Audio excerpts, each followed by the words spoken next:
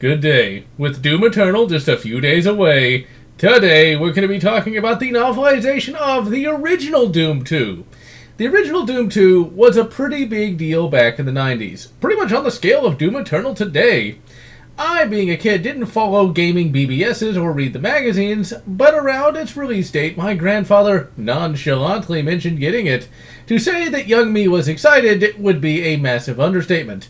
Everything about the original Doom 2 was huge. The levels were bigger, the game was longer, and it was oh so much harder than Doom 1. Even the music rocked just a little bit more. In the future, I shall be reviewing the original Doom 2, but for now, let's take a look at the oft-forgotten novelization. Doom 2 Hell on Earth, the game, had a rather indistinct story, and there was little plot other than demons invaded Earth and killed just about everyone, and it's up to you to be an angry marine and shoot demons and blast John Romero's head. The novel, however, goes in a completely different direction. The first novel in the Doom series sets up an entirely different Doom universe. It's the 90s future, and our heroes are Flynn Taggart, aka Doomslayer, and Arlene Sanders, aka Doom Girl. They fight through the events of Doom 1, and the novel ends with them watching Earth get devastated by a foul Xenos species. This species can create reanimated humans that for some reason smell like sour lemons, and genetically engineered battle beasts that correspond to the enemies in Doom. They are led by the Spider Mastermind, but said Spider Mastermind is just one of the Xenos controllers. At the end of the first novel, Doom Guy and Girl are still trapped on Demonos after killing the Spider Mastermind. Demonos was moved into Earth orbit and was going to be the second half of the Xenos invasion. The first part of Doom 2 Hell on Earth is a bit silly. In fact, this is the least plausible part of the novel, but it's kind of cool, so it gets a pass. The Doom Guy and Girl take a page from the A-Team and, well, they build their own rocket ship made from spare parts and duct tape. As the Doom novel series progresses, Doom Guy and Girl's skills get more and more exaggerated. Arlene has an Associate of Arts degree, but now she's smart enough to make homemade rocket ships. And Doomslayer can somehow pilot a homemade rocket as well. Also, Flynn Taggart apparently made a car out of spare parts when he was a teen. Yeah, good luck registering that, Flynn. Is one of your Doomslayer powers ripping and tearing through red tape? Despite this part's silliness, it's actually pretty tension-filled, since Doomslayer and Girl have to race against time to build the rocket as they are slowly running out of O2 and air pressure, and thus both start going a bit loony, and the looniness is handled quite well indeed. They eventually blast off from Demonos, and Flynn uses his Doomslayer powers to rip and tear the laws of avionics, and is able to steer their bubbled rocket. And he lands in Utah. This is where the book gets interesting. Like with the first novel in the Doom series, the writing quality is way higher than you would think in regards to a book being based upon a game wherein you shoot John Romero's head. The crash landing is about as realistic as the Pelican landing in Halo First Strike. They crash at about 200 miles per hour and the rocket shreds itself apart. But Doomslayer and Girl are perfectly fine, although their guns are destroyed, and if their guns were destroyed in a crash, odds are they would have been too. In the desert, they begin walking towards the nearest human habitation, Salt Lake City. Upon finding it, they find the city a little worse for wear, but filled with non-zombie humans. We get a little Arlene Sanders backstory. Her brother was a Mormon. Note, to my viewers not in the know, Mormons are an offshoot of Christianity and are primarily headquartered in Utah. In my personal experience from living in Utah for a bit, I found them to be a rather pleasant people. And due to her brother being a Mormon, Arlene is now an atheist all of a sudden, even though this wasn't really touched upon in the first book. And this is where the book gets way deeper than you would ever think. The novel debates the merits of atheism versus religion and whether or not religion is good or bad. It shows both sides of the argument and never comes down in favor of either side. Yes, philosophical debates in a Doom book. Oh, I miss the 90s. The Doomslayers finally encounter two humans when they are scoping out the city. They are two Mormons, and they have a conversation with the Slayers about guns. And this conversation is so 90s gun culture, it's hilarious. The Mini-14 in this universe is considered a high-class firearm, and the M14 is considered God tier. Also, it is mentioned that the Mini-14 has been banned, which is a reference to the Ugly Guns ban of the 1990s that lapsed in 2004.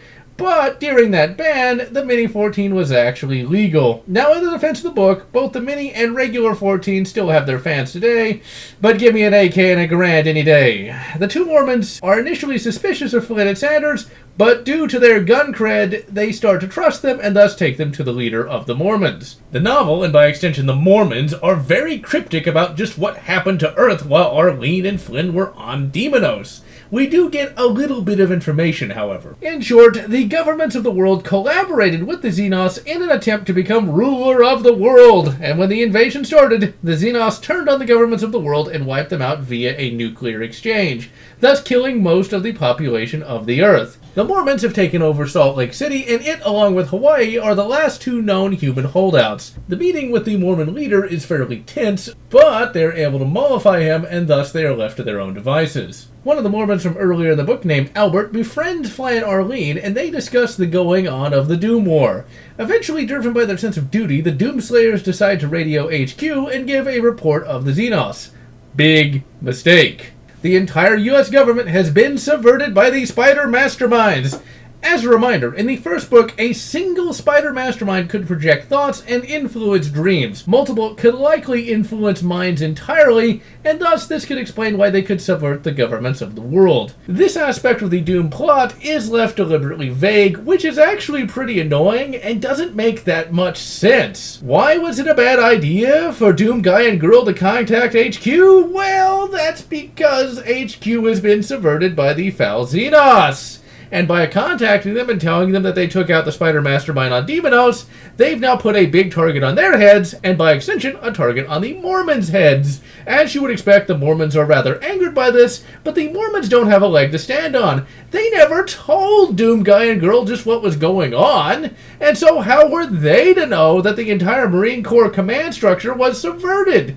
Really, somebody needs to explicitly tell Arlene and Flynn just what the hell is going on. And if they don't, they shouldn't complain when they go and do something like this. Later, Salt Lake City comes under attack from the two most evil forces that Xenos can muster: the Internal Revenue Service and the Bureau of Alcohol, Tobacco, and Firearms.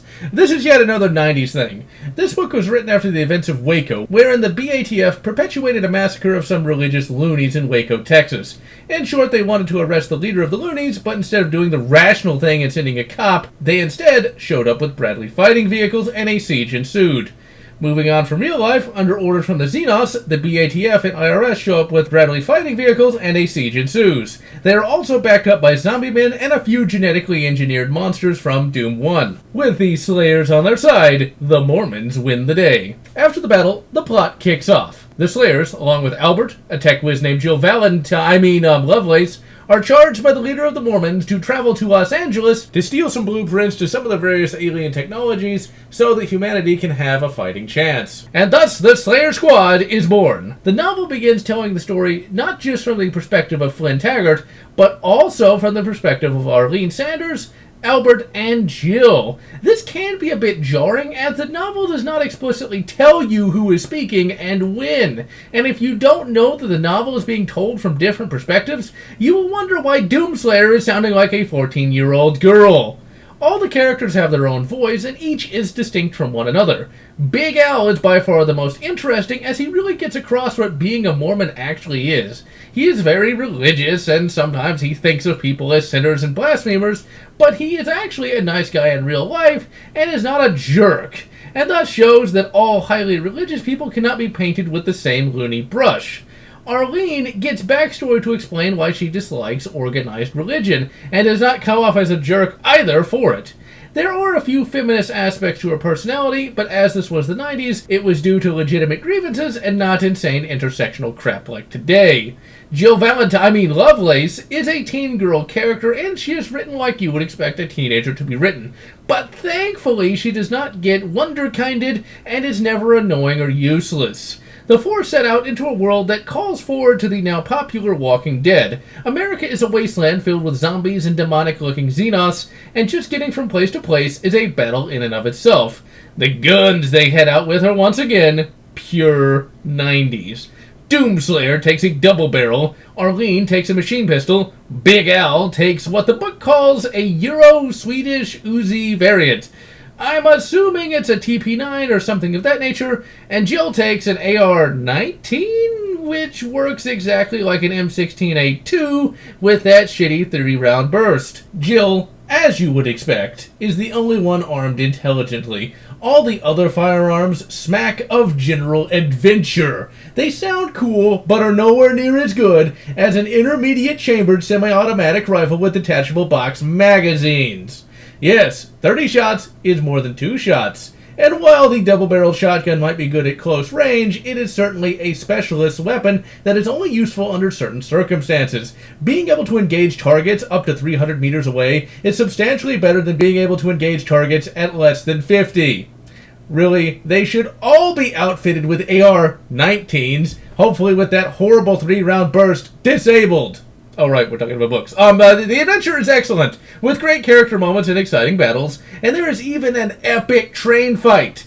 The big problem is the fact that the book doesn't end. The main plot for the novel never gets 100% resolved. It's more like 95%, and thus you have to read book 3 to know if they actually win. Since there are 4 books in the series, it's safe to say that the Slayers won. Doom 2, Hell on Earth, despite the ending, is a hell of a book. Just about everything in it is slightly better than the previous novel, and the amount of high-level character moments is nothing short of astounding. The horror is definitely still there, and there is one really memorable scene at a supermarket that I will not spoil. This book deserves a tremendous amount of respect, not just for being an amazing Doom book, but also for being a great book in general, and is one that I cannot recommend enough. And so, I am GeneralLotz, wishing you good Infernal Sky, and good in-game whatever makes you happy. If you enjoyed this video, please consider subscribing, and if you can, please consider supporting me on Patreon